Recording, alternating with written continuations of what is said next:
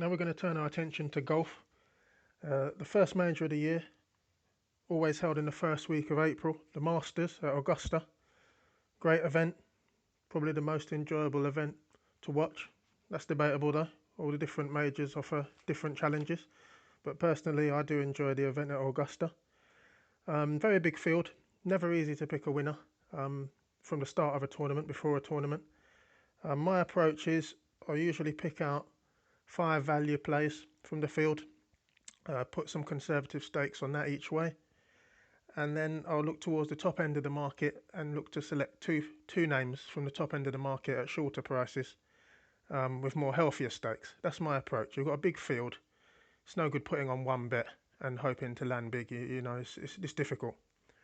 The good thing about the Masters is it's held at Augusta every year, so we can look at the historical data, look who's performed in years gone by, and that helps us. That helps us decide who is likely to have a chance, who's performed well in the past, you know, who's likely to be in contention come Sunday. At the top end of the market, you've got all the usual suspects. Jordan Spieth, former winner, 2015. Sensational player. I don't really need to go into Jordan Spieth. We've all heard about him. We know how good he is. He's always a threat at Augusta. Former champion, as I say. He's at 7-1. The only thing I would say, for me personally, seeing figures like 7-1, it seems a bit low. He could win the tournament. It won't be one I'll be going for personally, but I wouldn't put anyone off backing a great player like Jordan Spieth in the Masters. He could easily put on his second green jacket. You've got Dustin Johnson, 15-2. He was tied 6th in the Masters in 2015. Obviously a recent major winner. Huge hitter, which really helps at Augusta. There's a couple of things you need at Augusta. You need to be a big hitter. You need to be an extremely good putter or have a good week where the putter's hot. You need to be able to draw the ball, turn the ball over from right to left. A lot of tee shots require that at Augusta. So that's very important. You know, he has a lot of attributes which could work at Augusta. For me, though, he's not someone I back very often because I find him a little bit erratic sometimes. Obviously, that big swing he's got, being very powerful. Sometimes he's offline. Sometimes he's on his game, sometimes he's not. Could he be on his game this week at Augusta this year? Most definitely. It won't be one I'll be selecting, but again, I wouldn't put anyone off backing a great player like Dustin Johnson. I think of Bubba Watson in a similar sort of way. I think of him as more erratic, though. He's very talented. He's more erratic than Dustin Johnson. But if he's on his game, Bubba Watson can win any tournament, and he's proven that Augusta, being a winner in 2012 and 2014, a 2-time winner. He's got pedigree at the course, big hitter, as we all know. Sensational short game, wonderful player to watch. He's so creative with the ways he applies the short game, the wedge shot. He's got the touches around the green. He's a contender. He's out at 45-1. I think that's because he hasn't done that much in majors recently, but he's a threat. 45-1, big price, definitely worth looking at for a bit of value if he's hot this week. That's the big if. Going back to the top of the market, Rory McIlroy, third favourite, 9-1. 4th in the tournament in 2011.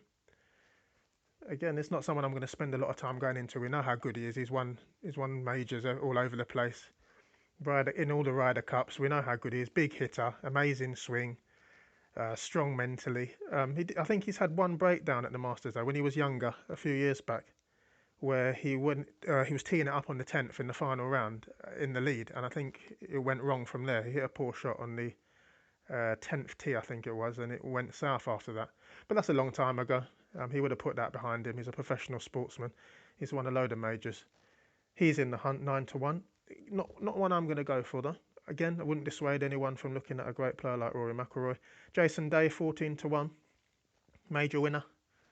I like his attitude. He's always very aggressive.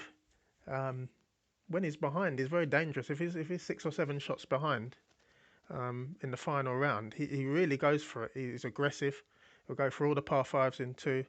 I think he's one of the players, or he's probably the player out of all the players in the top 10 now that could dominate the game.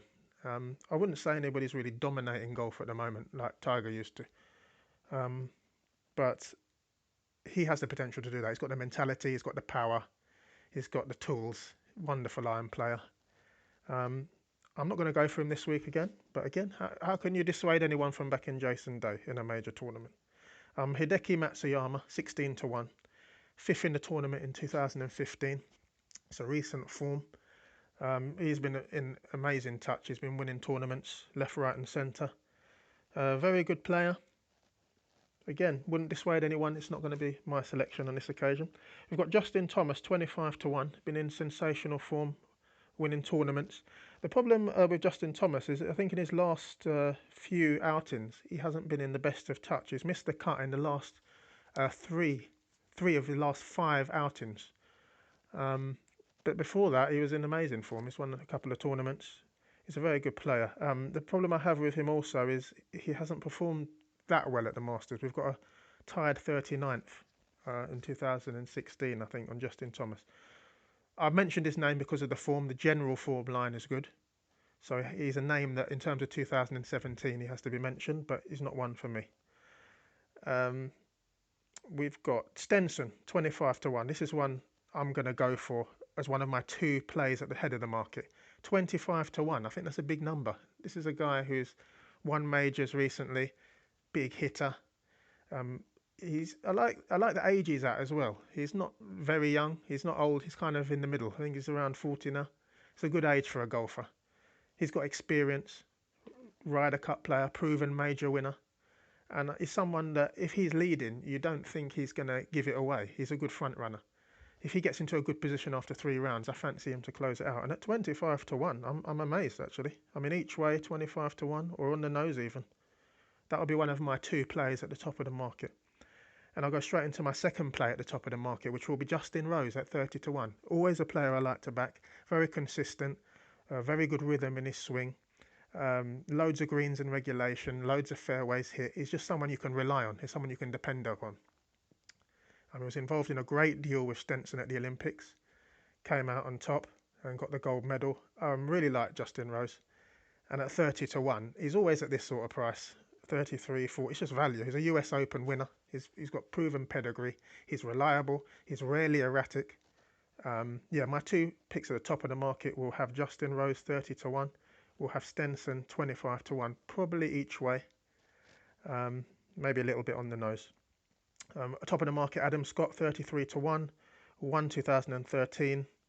He's got pedigree. He's won there. He's got a chance. Great swing. Phil Mickelson 33 to 1. Do I really need to go into how great Phil Mickelson's been? He's won the tournament. Just a legend. Wildly competitive. Amazing short game. When the putter's hot, there's no one better on the greens than Phil Mickelson. 33 to 1, it's worth a look. It's not one I'm going to be looking at on this occasion. So that's the top end of the market. I've tried to summarise it quickly and go through it. The 2 that I've taken from the top end of the market, Justin Rose, Henrik Stenson. Looking at the value plays, this is where I'm looking for bigger numbers. This is where I'm looking for players that are usually dependable. They might not be the names that you hear all the time. They might not be the names people go mad about all the time. You know, Tiger Woods is mentioned all the time, Rory McIlroy. These are the guys that just turn up week in, week out, make the cut, make the top 25s, and if they have a good week, who knows? They could land the green jacket. It happens. So, well, I mean, it seems strange to put this guy in that category. Charl Schwartzel, 80 to 1. He's a former winner. He's won the event. 2011. It's a few years ago now. Tremendous swing. Knows the course. Draws the ball well.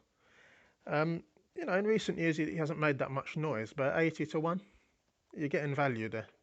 Put a conservative stake on that. You can't really go wrong. Now this is one, I don't know if everyone's heard of him, but Marc Leishman. I always like to bet on Marc Leishman. Always dependable, very reliable. He did well at the Open recently, the one that was held at St Andrews recently. Very consistent. You just know what you're getting from Marc Leishman. He's going to make the cut.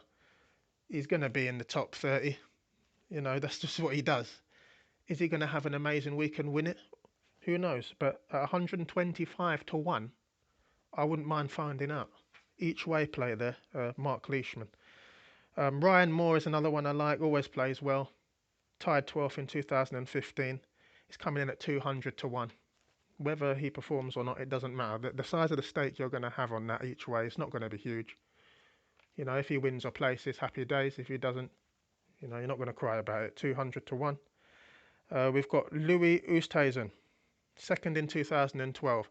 Major winner. One of the sweetest rhythm and swings in the game. He's played well at Augusta. I like his temperament. He's someone who's been there, done it. He's someone who's faced extreme pressure on the final day and delivered. Louis Oosthuizen 66 to 1. I think that's definitely a play that should be considered.